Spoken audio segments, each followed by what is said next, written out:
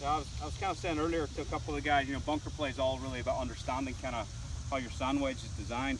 This part down here is called the bounce, and it's really, really important that you understand how to activate that, because this is the part of the club.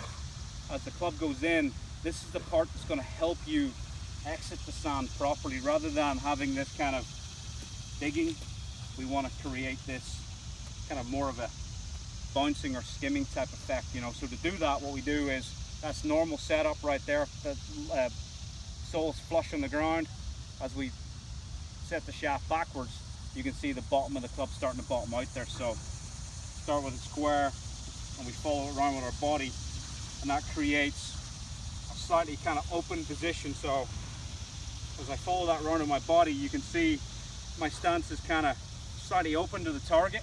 I don't like it too open, but I also don't like it too square, So we create this slightly open stance. I like my ball position to be, towards my left heel. So, ball. So we're kind of in like this. And then I put my weight down on my left side. We really want to, there's not much weight transfer in this shot. We stay pretty central. I have that club as we rotate it back. You can see how open that club is. I want to create that nice skimming motion. And we're looking for a little box around the golf ball. We never actually contact the golf ball.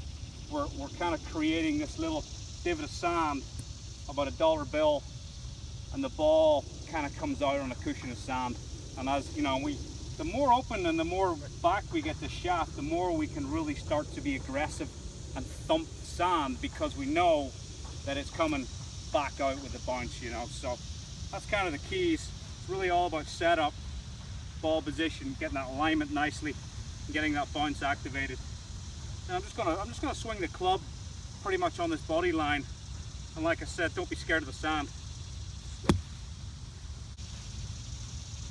We don't want to be scared. We want to be able to take as much sand as possible with as much speed, and that's where the loft comes in.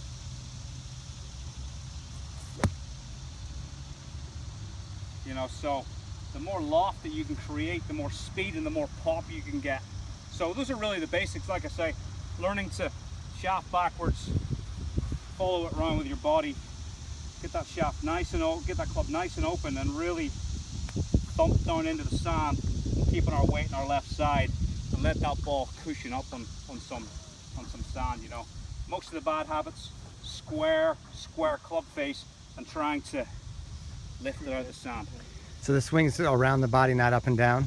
It's around the body. It's not this kind of thing that everyone thinks it is, To me, it's really all about going crazy with that club face, and really learning to get that kind of a feel, that bouncy type feel. You really have to, the main kind of scary things that can happen when you get too open is that we start pulling across it too much. A really good visual I like is this: scoop some sand onto the club face. Obviously not when you're playing a medal competition, but it really helps you understand that loft on the backswing. I'm keeping my loft, trying to throw that sand over your right shoulder. That's maximum loft. And then on the way down, I love the feeling of impact. That's keeping the sand on the way through as well. So that's just a good visual for the way the club should kind of move through the sand. Trying to edit that duff out, the first one, would you?